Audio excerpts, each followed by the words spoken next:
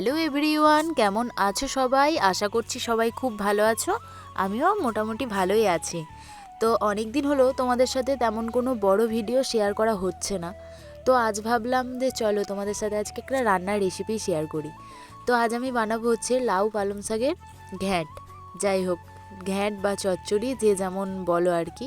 এটা যেহেতু শীতকালে লাউ পালং শাক খেতে তো দুর্দান্ত লাগে, মানে আমার তো বেশ ভালোই লাগে। তোমাদের কেমন লাগে জানি না। যদি ভালো লেগে থাকে তাহলে অবশ্যই কমেন্টে জানিও। আর এদিকে দেখো, প্রথমে আমি লাউ পালং শাক আর আলুটা সেদ্ধ করতে বসিয়ে দিয়েছি। তারপরে আর কি কিছুক্ষণ সেদ্ধ করতে দিয়ে আমি এদিকে মশলাটা করে নিচ্ছি।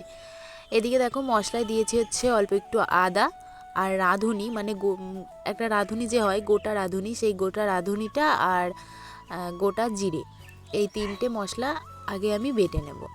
তারপরে আমি বাদবাকি যে গুঁড়ো মশলাগুলো দেব সেগুলো আমি বেটে নেওয়ার পর অ্যাড করব। তারপরে এদিকে দেখো মশলাটা করে নিয়েছি। তারপরে দিয়েছি হলুদ গুঁড়ো, লঙ্কার গুঁড়ো আর জিরের গুঁড়ো। সবটাই তোমরা পরিমাণ মতো দেবে, যে যেমন যতটা শাক রান্না করবে পরিমাণ মতো দেবে। এদিকে আমি মশলাটা রেডি করে নিয়েছি। আর এদিকে দেখো আমার লাউ পালং শাক ও আলুটা পুরোপুরিভাবে সেদ্ধ হয়ে গেছে। দেখতে পেয়েছো পুরো সেদ্ধ হয়ে গেছে, দেখেই বুঝতে পারছো। আর আলুটাও পুরো সেদ্ধ হয়ে গেছে।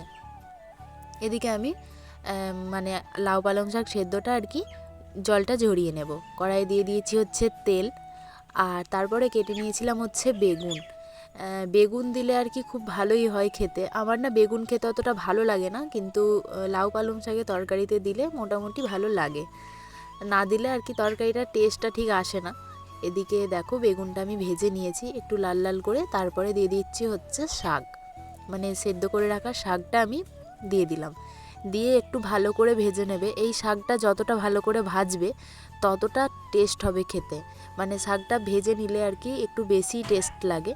যাই হোক, এদিকে দেখো আমার শাকটা ভাজা কমপ্লিট। এদিকে তারপরে আমি যে মশলাটা তৈরি করে রেখেছিলাম সেই মশলাটা দিয়ে দিচ্ছি। এদিকে দেখো মশলাটা দিয়ে ভালো করে একটু কষিয়ে নিতে হবে, যতক্ষণ না মশলার গন্ধটা যাচ্ছে ততক্ষণ। মশলা না কষিয়ে যদি জল দিয়ে দেওয়া হয় তাহলে মশলার গন্ধটা ঠিক যায় না, মানে খাওয়ার সময় হালকার মশলার গন্ধ একটু থেকেই যায়।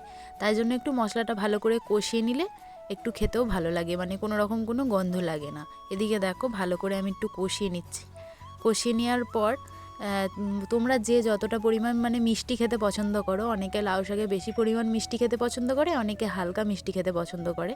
এদিকে দেখো পরিমাণ মতো আমি চিনি দিয়ে দিয়েছি, মানে পুরোটাই নিজের পরিমাণ মতো দেবে, কারণ বেশি দিলে আর কি বেশি মিষ্টি হয়ে গেলে অনেকে পছন্দ করে না। আমি পরিমাণ মতো চিনি দিয়ে দিয়েছি। চিনিটা দিয়ে ভালো করে নাড়িয়ে নিয়েছি। তারপরে দিয়ে দিচ্ছি হচ্ছে পরিমাণ মতো জল। যেহেতু আমার আগে থেকে শাকটা সেদ্ধ করে রাখা ছিল, তাই আমি বেশি পরিমাণ জল দিইনি, আমি অল্প পরিমাণই জল দিয়েছি। এদিকে দেখো দেওয়ার পরে আমি চাপা দিয়ে দিলাম। কিছুক্ষণ মানে 5 থেকে 6 মিনিট মতো ফুটিয়ে নিয়েছি। এদিকে দেখো আমার লাউ পালং শাকের ঘ্যাঁট রান্না কমপ্লিট, দেখেই বুঝতে পারছো।